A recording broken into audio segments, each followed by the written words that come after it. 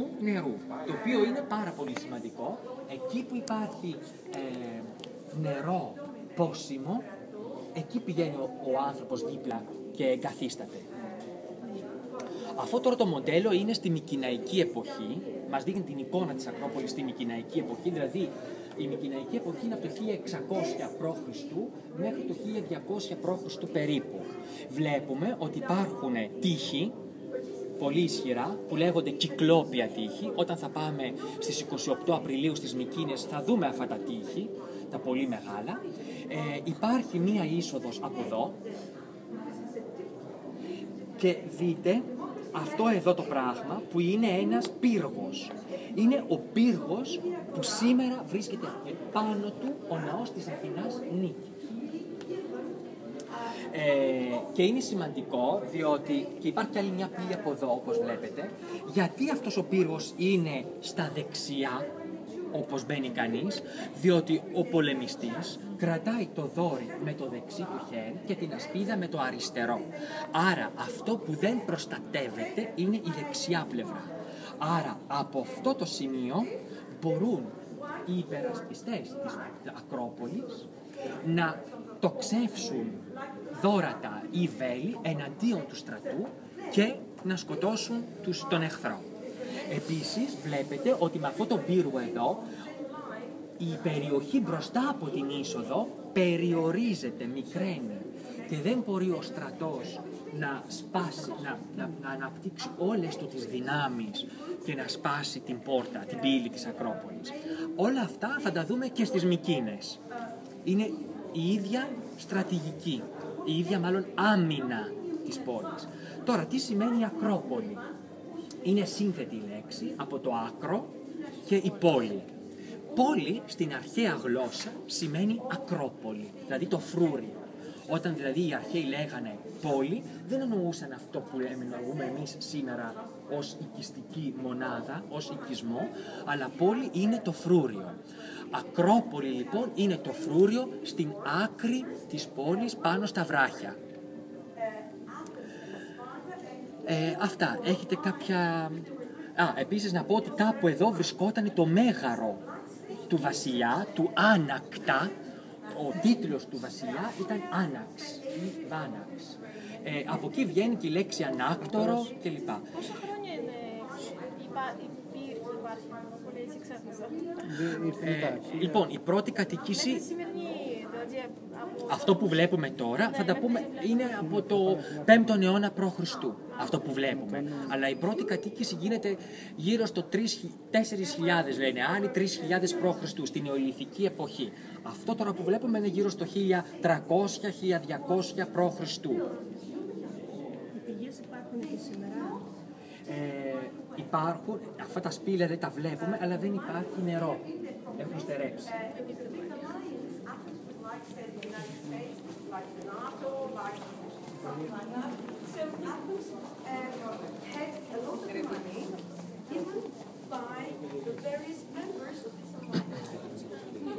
Εδώ βλέπουμε την Ακρόπολη τον 5ο αιώνα π.Χ.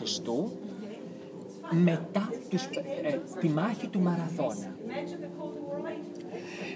Δείτε ότι υπάρχει μια μεγάλη ράμπα, ένα κεκλειμένο επίπεδο που φτάνει κανείς εδώ στα προπήλαια. Τα προπήλαια όμως τα οποία κτίζονταν πριν από αυτά τα προπήλαια που βλέπουμε εμείς σήμερα. Είναι τα προπήλαια δηλαδή των αρχών του 5ου αιώνα π.Χ. Αυτός εδώ είναι ο πύργος που είδαμε στη Μικηναϊκή εποχή και πάνω υπάρχει ο μικρός ναός της Αθηνάς Νίκης. Αυτό το κτίριο εδώ είναι ένα κτίριο για να ξεκουράζονται οι επισκέπτες καθώς ανεβαίνουν πάνω και βλέπουμε ότι στη θέση του Μικηναϊκού ανακτόρου υπάρχει ο ναός της Αθηνάς, που είναι βέβαια η προστάτηδα της Αθήνας και έδωσε το όνομα της στην πόλη μετά από ένα διαγωνισμό που έκανε με τον Ποσειδώνα. Θα τα πούμε αυτά αργότερα. Αυτός ο ναός ήταν ο πιο σημαντικός ναός της πόλης, διότι σε αυτόν υπήρχε το άγαλμα της θεάς Αθηνάς, ξύλινο άγαλμα, που έπεσε από τον ουρανό. Θεωρούσαν δηλαδή ότι χέρια ανθρώπινα δεν το είχαν φτιάξει. Ήταν αχυροποίητο. Και σας θυμίζω ότι και στο Βυζάντιο υπάρχει η ίδια παράδοση της αχυροποίητης εικόνας της Θεοτόκου. Δηλαδή, εικόνα της Παναγίας που δεν την έφτιαξαν τα χέρια του ανθρώπου, αλλά ο Θεός έπεσε από τον ουρανό, ας πούμε. Το είναι σαν μύθο. Ορίστε. Είναι σαν μύθο. Μύθος βέβαια. Απλώς σας λέω την συνέχιση της ίδιας αντίληψης, πώς από την αρχαιότητα περνάει στον χριστιανισμό. Οπότε αυτός ο ναός ήταν πάρα πολύ σημαντικός και όχι, δεν είναι γνωστός ο καλλιτέχνης. Οι άνθρωποι πίστευαν ότι δεν την έφτιαξαν χέρια ανθρώπου. Ήταν ένα ξώανο, που σημαίνει ένα ξύλινο άγαλμα, το οποίο το ντύνανε με ρούχα κανονικά. Έτσι, ήταν δηλαδή ένα άγαλμα που δεν είχε λεπτομέρειες, είχε ένα κεφάλι, ένα σώμα κάπως, ήταν πολύ πρωτόγονο και το ντύνανε με ρούχα ανθρώπινα, γυναικεία βέβαια, γιατί ήταν η Αθηνά. Και είχε και διάφορα άλλα κοσμήματα επάνω, χρυσά. Αυτό τώρα που βλέπουμε εδώ είναι στη θέση που υπάρχει ο Παρθενώνας σήμερα. Είναι ο Παρθενώνας νούμερο 1. Αυτό που βλέπουμε σήμερα είναι ο τρίτος Παρθενώνας. Συγγνώμη, αυτό που βλέπουμε είναι ο δεύτερος Παρθενώνας, με συγχωρείτε. Ο πρώτος Παρθενώνας χτίστηκε στην αρχαϊκή εποχή, γύρω στο 570 π.Χ. Καταστράφηκε μετά την μάχη του Μαραθώνα, επίτηδες, για να φτιάξουν οι Αθηναίοι έναν μεγαλύτερο ναό, αυτό που βλέπουμε εδώ, γιατί οι Αθηναίοι ήθελαν να ευχαριστήσουν την θεά Αθηνά που τους βοήθησε να νικήσουν τους Πέρσες στο Μαραθώνα το 490 π.Χ. Όμως αυτός ο Παρθενώνας δεν τελείωσε ποτέ, γιατί ήρθαν οι Πέρσες 10 χρόνια μετά, το 480 π.Χ. και έκαψαν όλη την Ακρόπολη και την Αθήνα. Οπότε ο δεύτερος Παρθενώνας δεν ολοκληρώθηκε και μετά ήρθε ο Περικλής που έφτιαξε τον τρίτο Παρθενώνα που βλέπουμε σήμερα.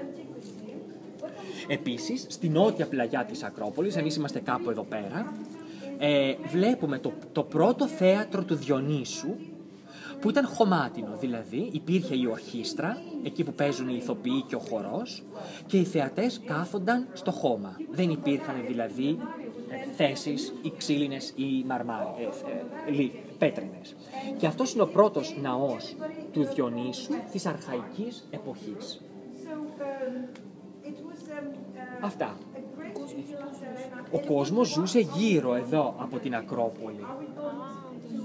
Τα σπίτια δηλαδή, και εδώ που βρισκόμαστε, ακριβώς. Θα σας δείξω ακριβώς που είμαστε, στο πιο μεγάλο μοντέλο της Αθήνας, και συνεχίζουμε στην κλασική εποχή.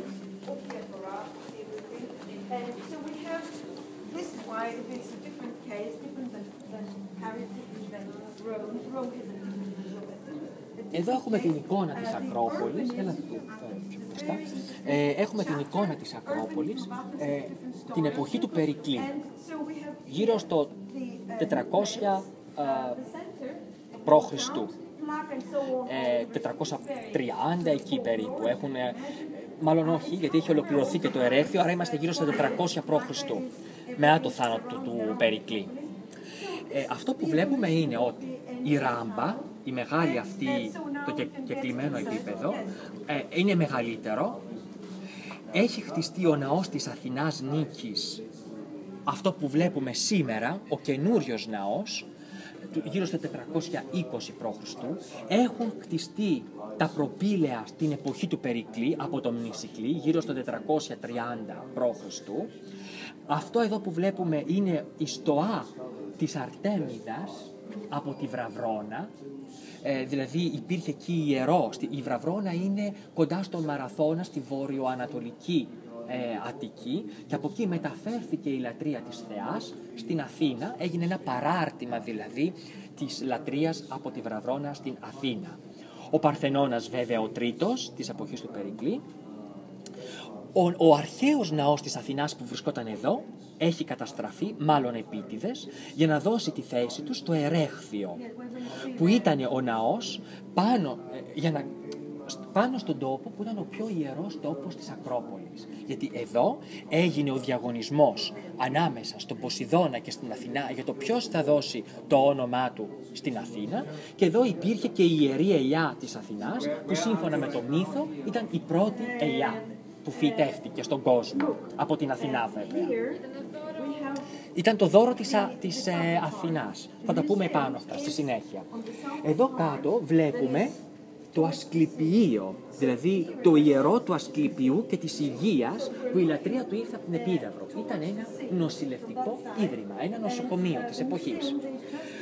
Το θέατρο του Διονύσου έχει γίνει ξύλινο, όπως βλέπετε, και υπάρχει πάλι ο ναός. Ορίστε. Όχι, εκείνη την εποχή ήταν ξύλινο.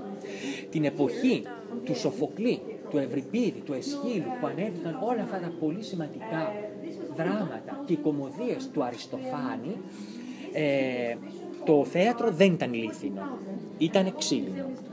Και δίπλα βλέπουμε το πρώτο οδείο της Αθήνας, το οδείο του Περικλή, το οποίο επίσης ήταν ξύλινο, ήταν τετράγωνο περίπου και είχε μια πυραμιδοειδή στέγη που μοιάζει με πυραμίδα και έμοιαζε με τη σκηνή του Ξέρξη βασιλιά, του βασιλιά της Περσίας, δηλαδή που ήρθε να κυριεύσει την Ελλάδα.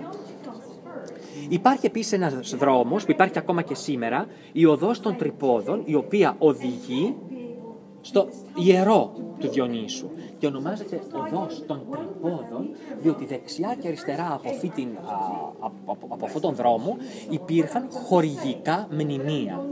Τι σημαίνει χορηγός? Για να ανέβει μια θεατρική παράσταση εδώ, έπρεπε κάποιος πλούσιος Αθηναίος να δώσει χρήματα για να γίνουν τα σκηνικά, τα κοστούμια, για να γίνει όλη η παράσταση. Αυτός ο Αθηναίος, ο πλούσιος, ονομαζόταν χορηγός. Όταν η παράσταση έπαιρνε το πρώτο βραβείο, υπήρχε πρώτο, δεύτερο και τρίτο βραβείο. Τα βραβεία ήταν χάλκινοι τρίποδες. Το βραβείο δεν δινόταν στον ποιητή που έγραψε την τραγωδία, στο Σοφοκλή ας πούμε, αλλά σε αυτόν που πλήρωσε για να γίνει τον χορηγό. Και γι' αυτό ονομάζονταν χορηγικά βραβεία. Οι πλούσιοι αυτοί Αθηναίοι, για να κάνουν επίδειξη της δύναμής τους και του πλούτου τους και να πούν πόσο σπουδαία οικογένεια είμαστε, έφτιαχναν ολόκληρα οικοδομήματα, βάσεις ολόκληρες, για να βάλουν επάνω έναν τρίποδα. Τι είναι δηλαδή αυτό το μικρό? Δεν είναι ναι, είναι η βάση για να μπει επάνω ένας χάλκινος τρίποδας που ήταν το βραβείο νίκης στους δραματικούς αγώνες. Γιατί κάθε 4 χρόνια και κάθε χρόνο γίνονταν τα μεγάλα και τα μικρά Διονύσια. Μια γιορτή προς τιμή του Διονύσου. Και η γιορτή αυτή περιλάμβανε και δραματικούς αγώνες, δηλαδή διαγωνισμούς παραστάσεων. Και στα βραβεία, ξέρουμε ας πούμε ότι η Αντιγόνη του Σοφοκλή πήρε το πρώτο βραβείο. Η Μύδια του Ευρυπίδη πήρε το τρίτο βραβείο. Να ρωτήσω, Ναι. Το άγαλμα της Αθηνάς, τι έγινε? Ναι, ξέχασα να πω, αυτό το άγαλμα εδώ ήταν το χάλκινο άγαλμα, έργο του Φιδία, μαζί με τη βάση του είχε περίπου 11 μέτρα ύψος και μεταφέρθηκε από τους χριστιανούς μάλλον στην Κωνσταντινούπολη, όπου και καταστράφηκε το 1204 όταν οι σταυροφόροι, οι Φράγκοι, πήρανε την πόλη. Επίσης, μέσα στον Παρθενών υπήρχε το χρυσελεφάντινο άγαλμα της Αθηνάς, που το είδαμε ένα αντίγραφό του στο Εθνικό Αρχαιολογικό Μουσείο όταν πήγαμε, το οποίο δεν ξέρουμε ποια εποχή καταστράφηκε. Αυτό το παλιό που ήταν πρωτόγωνο, το ξύλινο. Το ξύλινο αυτό δεν ξέρουμε καθόλου τι έγινε. Ξέρουμε βέβαια ότι όταν ήρθαν οι Πέρσες δεν το κάψανε, γιατί οι Αθηναίοι το πήραν μαζί τους στα καράβια τους και έτσι σώθηκε. Υπάρχει δηλαδή κάπου κάποιος το γράφει αυτό? Ναι, το ξέρουμε από το Θουκυδίδη, το ξέρουμε αυτό, από τις αρχαίες πηγές. Αλλά μετά στο τέρμα της αρχαιότητας, δηλαδή στη Ρωμαϊκή εποχή και στη Βυζαντινή, δεν ξέρουμε τι έγινε καθόλου, δεν έχουμε πληροφορίες. Νομίζω ότι τα είπα όλα, οπότε μπορούμε να προχωρήσουμε.